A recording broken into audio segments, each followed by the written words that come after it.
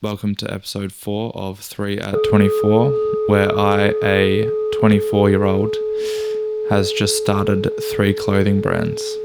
This week's episode, I've tried out something a little different. I want to change up my style of editing, capturing the moments of each of the brands, so I definitely prefer it, so let me know below.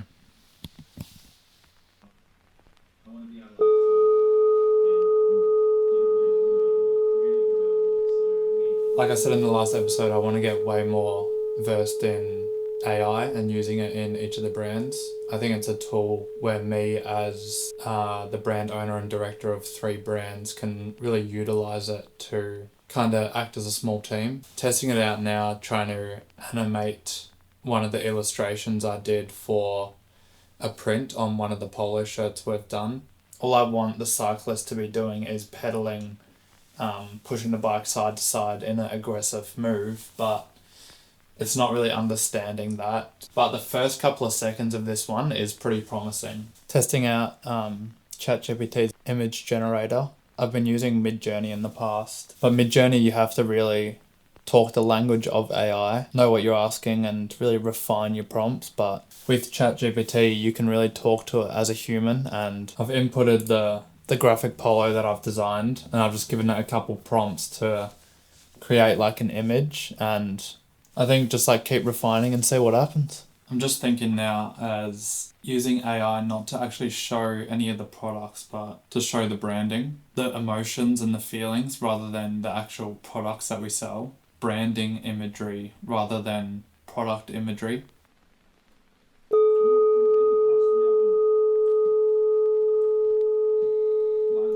Now that the first capsule is with the manufacturers getting sampled, I'm working a little bit more on the second capsule. I think we can get a little bit more experimental just because first capsule, it almost has to be a little bit commercially successful. So you bring it down to the products that are already on the market with small alterations. I think in this second capsule, I really want to show more of the personality of the brand through it. Having some more Western cowboy inspired pieces, as well as some bold like statement prints, some hero prints in the collection. There's a balance you got to find between offering various colorways in a certain cut or a certain garment, and obviously there's a statement being made in the repeat pattern jacket, but is it really going to sell compared to a white cotton canvas jacket with a cowhide collar? Or if there's some way in which you can use something like AI or the 3D programs I have to make the hero piece but actually release the more commercial piece. Live view, right? Mm.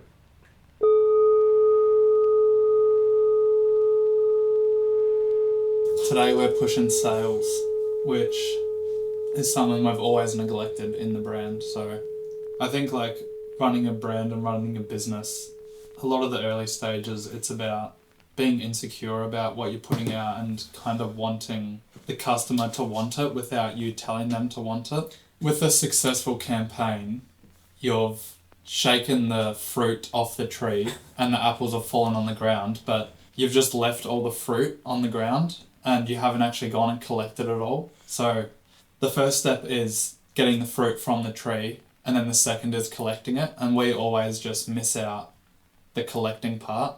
I wonder if yeah. Because how sick would it be? Because these guys have only started it when they're big. Yeah. Imagine if it was like Cole Buxton in his fucking like studio. Yeah. And then it's grown to this. I think that's gonna be like new age because that's what people. And just have that catalogue. Mm-hmm.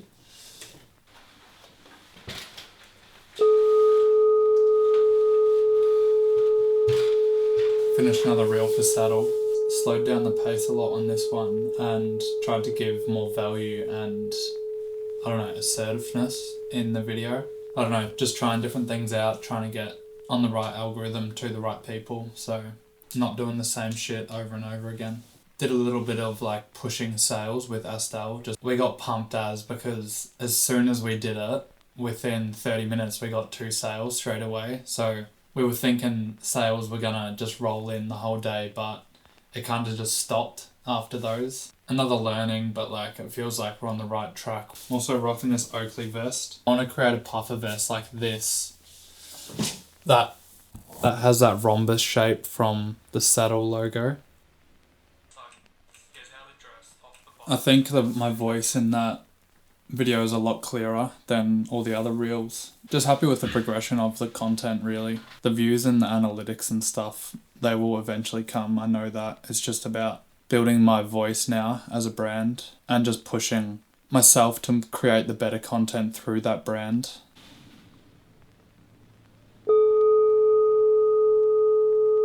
For those of you that don't know, I studied fashion design at school for 3 years, and then taught myself all the 3D design, motion graphics.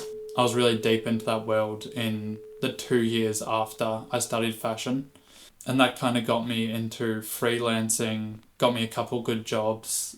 At the height, it was working on this project, collaborating with Pepsi, that was shown out the front of Sydney Opera House, which, yeah, I don't think it gets better than that. But now with like the introduction of AI, that kind of work, it's fallen off a lot based on two factors of the impact that 3D graphics and computer-generated imagery has on an audience or a customer has been lowered in value. Yeah, that just means like the value of that kind of work has fallen through the roof. The other thing is, why would brands go after and pay for a 3D artist when they can just get an in-house designer or themselves to kind of mock up something on AI as well? So there's like two ways you can really go about that. There is doubling down on the 3D stuff and saying how AI has taken your jobs and shit like that, which I don't really resonate with, and I think it's just like the way of everything.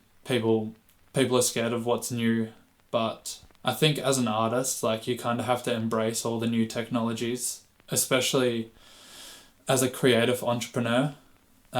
With the things that I'm doing, you really have to embrace the way that the world's going, the way that everyone's communicating with themselves, how to get your message across in the best way, in the most effective way. And that really is just AI at the moment. So I really haven't been working in the 3D space, in the freelance space, and I've just kind of adopted the AI way. I really think I'm only going to be able to run the 3 brands with the help of many AI bots. An AI filling the spot of a graphic designer designing the graphics that we put on some of the garments, it as idea iteration on things.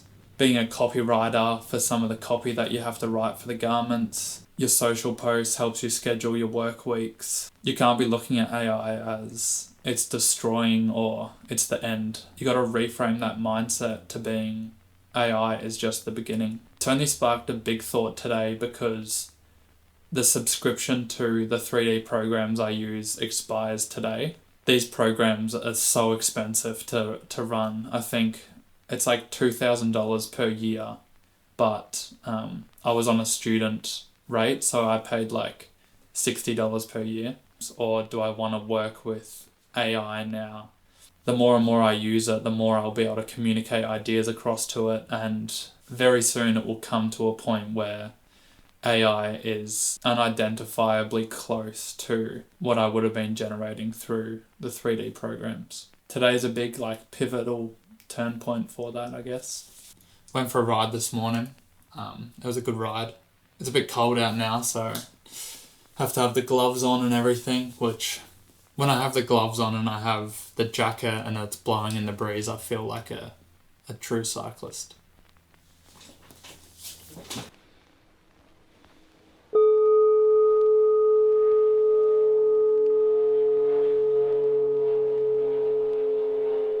Just doing a bit of a lighting test at the moment.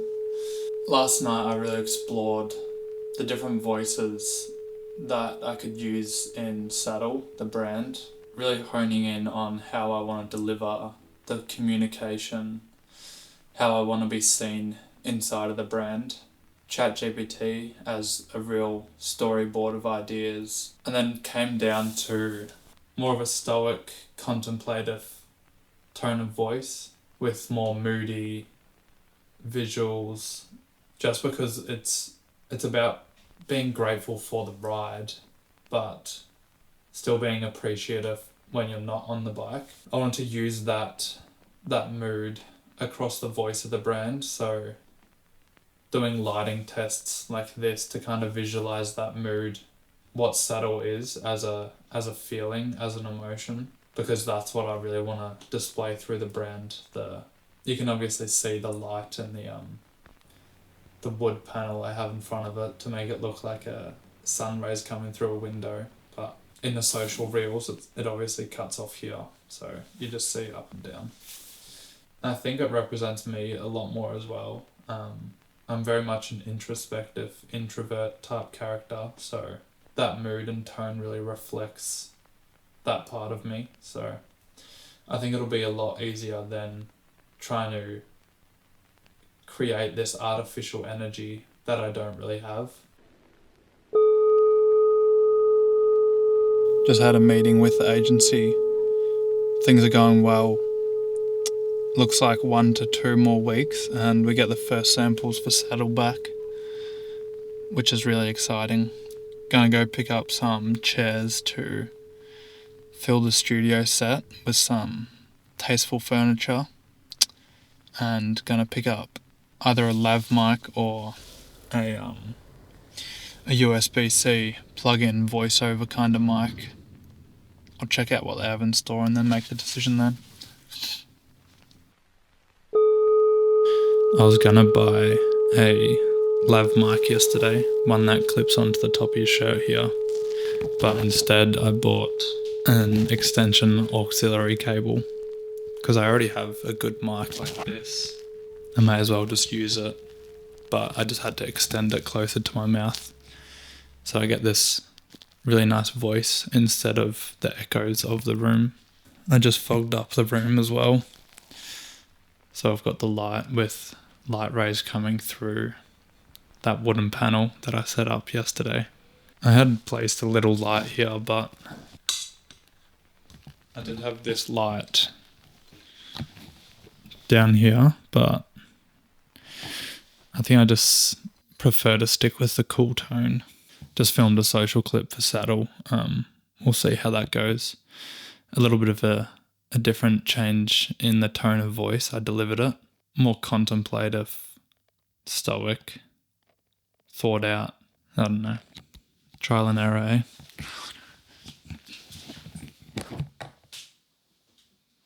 How do you say this?